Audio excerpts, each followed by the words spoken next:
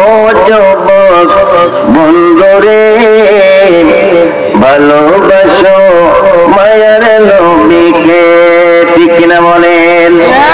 যারা দোকানে আছি আমরা নবীর মহব্বতে চলে আসি, যারা ঘরে আছি আমরা নবীদের ভালোবাসায় চলে আসি, যারা হাতে রাস্তাঘাটে সময় দিচ্ছি, দুনিয়াবি কাজকর্মে ব্যস্ত আমরা নবীর মহব্বতে চলে আসি।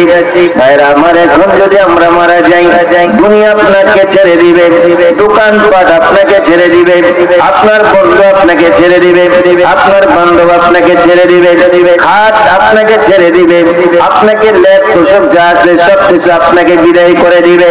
এবার আওয়াজ করে বলুন, যিনি আমাকে আপনাকে বিদায় করবে না, যে আমলটা যা আমার আপনার জীবনে থাকবে, দুনিয়া এবং কবর আসর মিজানে থাকবে, তা হলো ঈমান ও আমল, ঠিক কিনা বলুন? জোরে বলুন না, ঠিক কিনা? এই জন্য সবাই বলুন, আমরা কি দোকানে থাকবো না মাহফিলে আসবো? একটু আওয়াজ দিবেন, দোকান না মাহফিল? আজকের এই বেহেশতের বাগান, আমরা এই মাহফিলের জায়গাটাকে বেহেশতের বাগান বলি, দোকানটাকে কি বেহেশতের বাগান বলা হয়? একটু বলেন না, দোকান কি বেহেশতের বাগান? ঘর কি আজকে বেহেশতের বাগান? বেহেশতের বাগান নয়, এই বেহেশতের বাগান হলো আজকের এই বেহেশতের বাগান, এই মাহফিলের স্টেজ। এই জন্য বলুন আওয়াজ করে, ও যুবক বন্ধুরে ভালোবাসো মায়ার নবীকে, তোমায় ছাড়া মায়ার নবী, তোমায় ছাড়া মায়ার নবী জান্নাতে যাবে না। যুবক বন্ধুরে ভালোবাসো মায়ার নবীকে, ঠিক কিনা জোরে বলেন? উপস্থিত মহান পবিত্র ঈদ মিলাদুন নবী সাল্লাল্লাহু আলাইহি সাল্লাম উদযাপন উপলক্ষে হযরত নিমাত্রা ফকির সাহেবের 23তম উরস মাহফিল সাইকোট নিমাত্রা ফকির মাজার প্রাঙ্গণে আয়োজিত আজকে 2024 25শে ডিসেম্বর রোজ বুধবার এই রহমতপূর্ণ বরকতপূর্ণ উরস মাহফিলের সম্মানিত সভাপতি সাহেব জনাব মোহাম্মদ আব্দুর রশিদ, সাইকোট চান্দিনা পৌরসভা, এবং অত্র মাহফিলের প্রধান বক্তা আন্তর্জাতিক খ্যাতি সম্পন্ন আলেমে দ্বীন, ভারত বাংলার ইসলামিক লেকচারার মুফতি মোহাম্মদ ইমন রেজা হানাফি পাদ্রী, বারাকাল্লাহু ফি হায়াতিহি ওয়া ইলমিহি, এবং বিশেষ আকর্ষণ হযরত মাওলানা মোহাম্মদ আমিনুল ইসলাম যুক্তিবাদী, এবং আরো আলোচনা করেছেন যিনি সুন্দরভাবে কোরআন সুন্নাহ অনুযায়ী সুললিত কণ্ঠে বয়ান পেশ করেছেন। আমি শুনেছি আলোচনা, অনেক সুন্দর আলোচনা করেছেন। আশিক রসুল মাশিক ইলাহি হযরতুল আল্লাম মাওলানা হাফিজ কারি মুজাম্মিল হুসাইন আনোয়ারি, খতিব সাইকোট হাজী আমান গাজী জামে মসজিদ, বারাকাল্লাহু ফি হায়াতিহি ওয়া ইলমিহি, এবং মাহফিল পরিচালনা রয়েছেন আমাদের সকলের শ্রদ্ধেয় বড় ভাই আশিক রসুল মাশিক ইলাহি হযরত মাওলানা মুহাম্মদ শাহ আলম সুন্নি আল কাদরি, ইমাম চান্দিনা পৌরসভা কুমিল্লা, এবং ওয়াজিনে কেরাম আমাদের আজিজ স্নেহের ভাই সুমধুর কণ্ঠস্বর সুন্দর আলোচনা করেছেন হযরতুল আল্লামা মাওলানা মোহাম্মদ ফয়সাল আহমদ রাজাপুরি, সাইকোট চান্দিনা কুমিল্লা, এবং আজকের এই বেহেশতের বাগান যিনিরা সাজিয়েছেন, এই মাজারের যিনি খাদেম হিসাবে রয়েছেন জনাব মোহাম্মদ আব্দুল সালাম সাহেব, তিনি অসুস্থ, আল্লাহ পাক যেন তিনিকে সুস্থ করে। আরো যিনিরা রয়েছেন, বিশেষ করে আমি বলবো আমরা এখানে সবাই খাদেম, ঠিক কিনা বলেন? আওয়াজ করে বলুন ঠিক কিনা? আমরা সকলে এখানে খাদেম, কারণ ওলি আল্লাহর খাদেম হওয়া এটাও ভাগ্যের বিষয়, এটাও কি ভাগ্যের বিষয়। এই জন্য আমি বলবো এই মাজার বাড়ির যত যুবক রয়েছেন এবং জ্ঞানী গুণীজন রয়েছেন, সাইকোট গ্রামের যত যুবক ভাইরা, আশিকুর রাসূল ভাইরা রয়েছেন, আমি আল্লাহ পাকের দরবারে ফরিয়াদ করি সকলকে যেন রাহমাতুল লিল আলামিনের সামিয়ানার নিচে কবুল করে, বলুন আমিন। আল্লাহ পাক কুরআনুল কারীমে বলেন, শানে রিসালাত আমাকে আপনাকে বুঝতে হবে যে এই বিষয়টা আমাকে দেওয়া হয়েছে। শানে রিসালাত অর্থাৎ আমার প্রিয় নবী যে নবী হয়ে এসেছেন, আমার প্রিয় নবী নবী হয়ে তিনি আল্লাহ পাক নবীকে নবী করে পাঠিয়েছেন। শুধু নবী নয়, আমার প্রিয় নবীকে রিসালাত সহকারে আমার প্রিয় নবীকে পাঠিয়েছেন।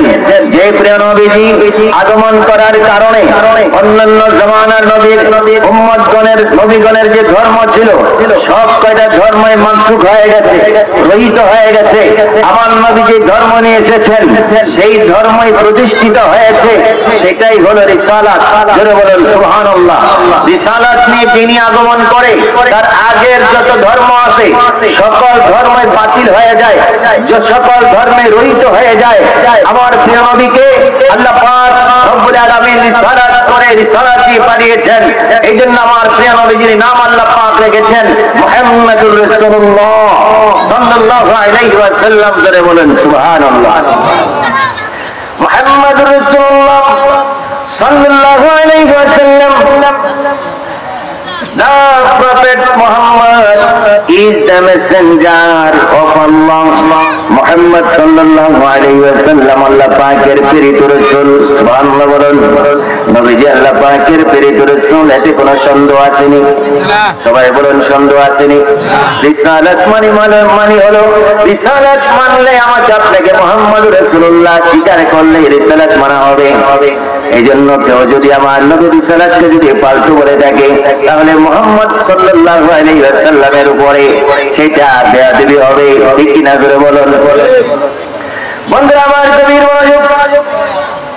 আমার প্রিয় নবীজির শান, আদম নবী যখন পৃথিবীর জমিনে আদম আলাইহিস সালামকে আল্লাহ পাক রব্বুল আলামিন পৃথিবীর জমিনে পাঠিয়েছেন।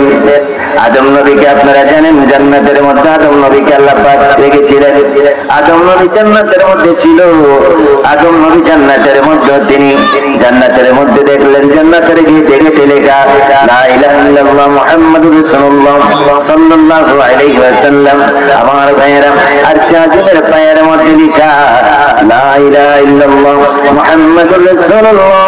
এমনি ভাবে আদম নবী পৃথিবীর জমিনে যখন আসলো, আদম সাফিউল্লাহ আবুল বাশার তিনিকে যখন আল্লাহ পাক জান্নাত থেকে পৃথিবীতে পাঠাইলেন, পৃথিবীতে পাঠানোর পরে বাবা আদম সাফিউল্লাহ তিনি যখন ভয় পাইলেন পৃথিবীতে কোনো মানুষ নাই, তিনি সঙ্গী নাই, তিনি সাথী নাই, কেউ নাই, এমত অবস্থায় বাবা আদম সফিউল্লাহ যখন তিনি ভয় পাইতেছেন, আল্লাহ পাক রব্বুল আলামিন জিবরাইলকে পাঠিয়ে দিয়েছে। ও জিবরাইল, যাও তুমি গিয়ে আমার প্রিয় নবী রাহমাতুল লিল আলামিন মুহাম্মদুর রাসূলুল্লাহ বাইরে খেয়াল করবেন। এই ছেলে আজকে রিসালাতের উপর আক্রমণ হচ্ছে, ঠিক কিনা বলেন? আওয়াজ করে বলেন ঠিক কিনা? বড় বড় বক্তারা দেখবেন রিসালাতকে অস্বীকার করছে, ফালতু বলছে। আমার বন্ধুরা, এই রিসালাতের আলোচনা শোনাটা বর্তমান যুগে আমার আপনার উপরে ফরজ হয়ে গেছে। ঈমান হেফাজত করা ফরজে আজম ফরজ। হযরত আদম জিবরাইল আলাইহিস সালাম তিনি পৃথিবীর জমিনে আসলেন। পৃথিবীর জমিনে আসার পরে তিনি আযান দিলেন। এই জন্য যখন বিপদে পড়ে যাবেন, ডাকাতি হবে, বাড়িতে যদি আগুন হয়, আগুন লেগে যায়, যদি ডাকাত এসে যায়, চুরি হয়, ডাকাত ডাকাতি যদি হয়, মনে করবেন রাস্তায় আপনার ডাকাতি হতে পারে, আপনি একা থাকেন না, সঙ্গে সাথে যারাই আছে সকলকে নিয়ে বলবেন, সকলকে নিয়ে আজান দিবেন। আজান দিলে দেখবেন আপনার ডাকাত যারা আছে তারা চলে যাবে। আগুন যদি লেগে থাকে তাহলে আগুন দেখবেন ধীরে ধীরে নিভে যাবে, আগুন বাড়তে পারবে না, ধ্বংস করতে পারবে না। আল্লাহ পাক জিবরাইলকে বললেন আযান দাও। জিবরাইল আবার আযান দিল। আল্লাহু আকবার, আল্লাহু আকবার, আল্লাহু আকবার,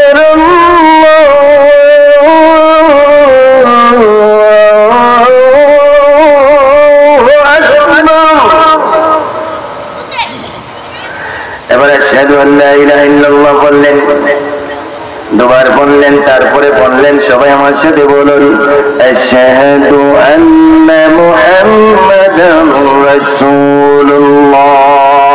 সবাই বলেন আশহাদু আন্না মুহাম্মাদার রাসূলুল্লাহ।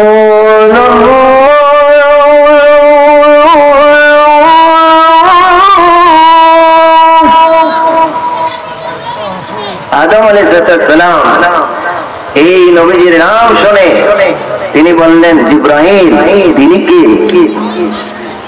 এই নাম তুমি নিয়েছো? জিবরাইল আলাইহিস সালাম বলে তুমি কি জানো না যেই নবীকে সৃষ্টি না করলে আল্লাহ পাক তোমাকে সৃষ্টি করতো না, তোমাকে আল্লাহ পাক সৃষ্টি করতো না। যেই নবীকে, নবীর কারণে তোমাকে আল্লাহ পাক সৃষ্টি করেছে। হে আদম, সেই নবীজি মূলত হাকিকতে সেই নবীজির রূহানি আওলাদ, জাহিরি ভাবে তোমার আওলাদ প্রিয় নবী মুহাম্মদ রাসূলুল্লাহ। সুবহানাল্লাহ। বন্ধুরা আমার, হযরত জিবরাইল আলাইহিস সালাম যখন তিনি পৃথিবীর জমিন থেকে চলে যাবেন, বাবা হযরত শীষ পয়গম্বরকে বললেন, ও বাবা শীষ, তোমাকে আমি ওসিয়ত করে যাচ্ছি। শীষ পয়গম্বর বলে, বাবা কি বলুন? বলে যখন তুমি লা ইলাহা ইল্লাল্লাহ পড়বে, সাথে সাথে মুহাম্মদুর রাসূলুল্লাহ পড়বে। সুবহানাল্লাহ বলেন। লা ইলাহা ইল্লাল্লাহ পড়বে, সাথে সাথে তুমি মুহাম্মদুর রাসূলুল্লাহ পড়বে। এই মুহাম্মদুর রাসূলুল্লাহ পড়বে। বাবা শীষ পয়গম্বর তিনি বলে, হে আদম বাবা, আপনি মুহাম্মদ সাল্লাল্লাহু আলাইহি সাল্লামকে, তিনি সম্পর্কে তো আমি জানি না, চিনি না, তিনি কে একটু যদি পরিচয় দিতেন। তিনি বলে, আমি যখন আল্লাহ পাক রব্বুল আলামিন যখন আমাকে যখন আমার ঘরের মধ্যে যখন আল্লাহ পাক রূহ দিলেন, রূহ দেওয়ার পরে আমি আরশে আজিমের পায়ার মধ্যে দেখেছি লা ইলাহা ইল্লাল্লাহ মুহাম্মাদুর রাসূলুল্লাহ লেখা রয়েছে। এভাবে আমি যখন জান্নাত থেকে পৃথিবীর জমিনে আসলাম, জান্নাতি গন্ধম আল্লাহ পাক বলেছেন গন্ধম খাবে না, আমি গন্ধম খেয়েছি। গন্ধম খাওয়ার কারণে আল্লাহ জান্নাত থেকে আমাকে পৃথিবীতে পাঠিয়েছেন। যখন পৃথিবীতে 350 বছর আমি কাঁদলাম, কাঁদার পরে আল্লাহ পাক আমাকে মাফ করেনি, কতই না আল্লাহর কাছে ফরিয়াদ করেছি। শেষবার যখন আমি বললাম আল্লাহ পাক আমাকে আখিরি নবী মুহাম্মদুর রাসূলুল্লাহ সাল্লাল্লাহু আলাইহি ওয়াসাল্লামের নামের বরকতে ক্ষমা করে দাও, আল্লাহ পাক বলে, আদম রে তুমি আমার নবীর নাম কিভাবে জানলে? আদম আলাইহিস সালাম বলে, বাইনা কাতিবা আদম মাকতুবুন মুহাম্মাদুর রাসূলুল্লাহ খাতামুন নবিয়্যিন। আমি আরশে আজিমের পায়ের মধ্যে দেখেছি। আমি যখন উপরের দিকে তাকাইলাম, রব্বুল আলামিন আরশে আজিমের পায়ের মধ্যে লা ইলাহা ইল্লাল্লাহর সাথে মুহাম্মদুর রাসূলুল্লাহ নামটি নকশা করা দেখেছি। আমি যখন জান্নাতের মধ্যে ছিলাম, জান্নাতের প্রতিটি কক্ষে কক্ষে লেখা ছিল মুহাম্মদুর রাসূলুল্লাহ সাল্লাল্লাহু আলাইহি ওয়াসাল্লাম। আমার বাবাজিরা সবাই আওয়াজ করুন, মুহাম্মদুর রাসূলুল্লাহ চাই কি চাই না? হাত তুলে বলো, চাই কি চাই না? বন্ধুরা আমার প্রিয় নবী রাহমাতুল লিল আলামিন বলেন, হে আদম সফিউল্লাহ, তুমি বড় দেরি করে ফেলেছো। তুমি যদি তোমার জন্যই নয়, কিয়ামত যত তোমার সন্তান আসবে, আদম সন্তান আসবে, সবার জন্য যদি আমার নবীর নামের বরকতে দোয়া করতে, তাহলে আমি আল্লাহ পাক রব্বুল আলামিন তোমার দোয়া কবুল করে আমার সকল বান্দাদের গুনাহ মাফ করে দিতাম। সুবহানাল্লাহ।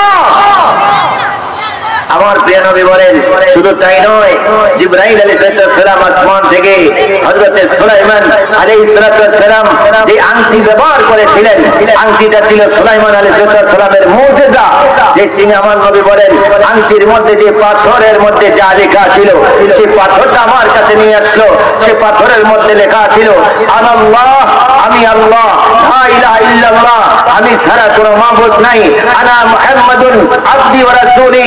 এবং আমার প্রিয় নবী সাল্লাল্লাহু আলাইহি সাল্লাম তিনি হলেন আমার বান্দা এবং রাসূল। আংটির মধ্যে সুলাইমান পয়গম্বর যে আংটি ব্যবহার করেছেন, সেই আংটির মধ্যে আমার নবীজির নাম মোবারক লেখা ছিল। চিৎকার দিয়ে বলুন সুবহানাল্লাহ। এজন্য সবাই বলুন, সেই নবীর ভালোবাসা চাই কি চাই না? সবাই আওয়াজ করে বলুন, চাই কি চাই না? আমার ভাইরা, সেই নবীজির নামের মহব্বত। এজন্য শায়ের বলে, রহমতে আলম নবী নূরে মুজাসসাম, রহমতে আলম নবী নূরে মুজাসসাম, সাহাবারা আতর বানায় ওই নবীজির গাম। বলো, সাহাবারা আতর বানায় ওই নবীজির গাম। বাবা শোনো, মানো, জানো কেমন আমার নবীজি, যাহার পাগল চন্দ্র সূর্য তারকারাজি। বলো, যাহার পাগল চন্দ্র সূর্য তারকারাজি। বাবা আরো শুনবানে সুন্দর কাহিনী, আরো শুনবানে সুন্দর কাহিনী। জান্নাতের পাতায় পাতায় লেখা নবীর নাম। বলো, জান্নাতের রুমে রুমে লেখা নবীর নাম। রহমতে আলম নবী নূরে মুজাসসাম, রহমতে আলম নবী নূরে মুজাসসাম, সাহাবীরা আতর বানায় ওই নবীজির গাম। বলো, সাহাবীরা আতর বানায় ওই নবীজির গাম। বাবা উসনে আল্লাহ একটা খেজুর গাছের নাম, যাকে ধরে খুতবা দিতেন রাসূল আকরাম। বলো, যাকে ধরে খুতবা দিতেন রাসূল আকরাম। গাছটা নবীর বিরহে কাঁদিতে রহে, গাছ নবীর বিরহে কাঁদিতে রহে। হতবাক হইলেন যত সাহাবায়ে কেরাম। বলো, হতবাক হইলেন যত সাহাবায়ে কেরাম। রহমতে আলম নবী নূরে মুজাসসাম, সাহাবীরা আতর বানায় ওই নবীজির গাম। বলো, সাহাবারা আতর বানায় ওই নবীজির গাম। বন্ধুরা আমার, আজকে কতক বক্তারা হয়েছে যারা বলেন আমার নবীজির নামের পাশে, আল্লাহর নামের পাশে আমার নবীর নাম রাখা শিরক। নাউজুবিল্লাহ বলেন। যারা বলে আমার নবীর নাম লা ইলাহা ইল্লাল্লাহর পরে মুহাম্মদুর রাসূলুল্লাহ পড়তে হবে, এমন কোন দলিল নাই। সবাই বলেন নাউজুবিল্লাহ। আজকে যারা আহলে হাদিস আছে, যারা আমার নবীর শানাত মতে বিয়াদবি গুলো করে থাকে, অনেকে বলে বাবা এরা তো বড় ইসলামিক স্কলার নিয়ে এসেছে।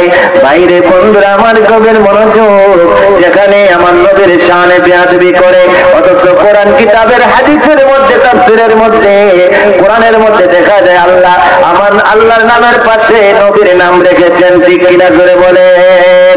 এই যে মুহাম্মাদুর রাসূলুল্লাহ, এখানে আল মুহাম্মদ এবং আল্লাহর নাম আছে না নাই? সবাই বলেন আছে না নাই? মাইয়ুতি'র রাসূল ফাকাদ আতাল্লাহ, এখানে আমার আল্লাহ বলেছেন যারা আমার নবীর ইত্তেবা করবে তারা যেন আল্লাহর ইত্তেবা করলো। এভাবে আল্লাহ পাক রব্বুল আলামিন 40টি আয়াতে কারিমার উপরে আল্লাহর নামের পাশে আমার নবীর নাম রেখেছেন। আমার নবীর মনোযোগ, আল্লাহ নবীর একজন সাহাবী রাদিয়াল্লাহু তাআলা তিনি এখনো ইসলাম ধর্ম গ্রহণ করে নাই, এখনো তিনি ইসলাম ধর্ম গ্রহণ করে নাই, ইসলামকে তিনি জানেন না। তিনি মক্কা শরীফ মক্কাতুল মুআজ্জামা তিনি বেড়াতে এসেছিলেন। তিনি রাত্রির বাড়িতে বেড়াতে আসলে আমার প্রিয় নবী তখন ইসলাম প্রচার করছেন। আমার প্রিয় নবী বললেন, তুমি বলো তুমি আল্লাহকে মানো, বলো তো তুমি যেই দেব দেবী বানাইতেছো তোমার হাতে বানাইতেছো, বলো তো এই দেব দেবী উত্তম না তুমি উত্তম? বলতেছে যে স্রষ্টা তো অবশ্যই উত্তম হবে, আর সৃষ্টি অবশ্যই স্রষ্টার চেয়ে নগণ্য হবে। তাই মানুষ তো বানায় একটা মূর্তি, সেই মূর্তিকে তুমি উত্তম হয় কিভাবে? তুমি আবার সেজদা করো, পূজা করো, বরং সেই মূর্তি না তোমার পূজা করা উচিত ছিল। এবার বলো তোমাকে কে সৃষ্টি করেছে? বলে আল্লাহ সৃষ্টি করেছে। এবার তুমি বলো যদি তোমার হাতের তৈরি মূর্তির চেয়ে যদি তুমি উত্তম হয়ে থাকো, তাহলে তোমাকে যিনি সৃষ্টি করেছেন তিনি উত্তম কি হবে কি হবে না? সুবহানাল্লাহ বলুন।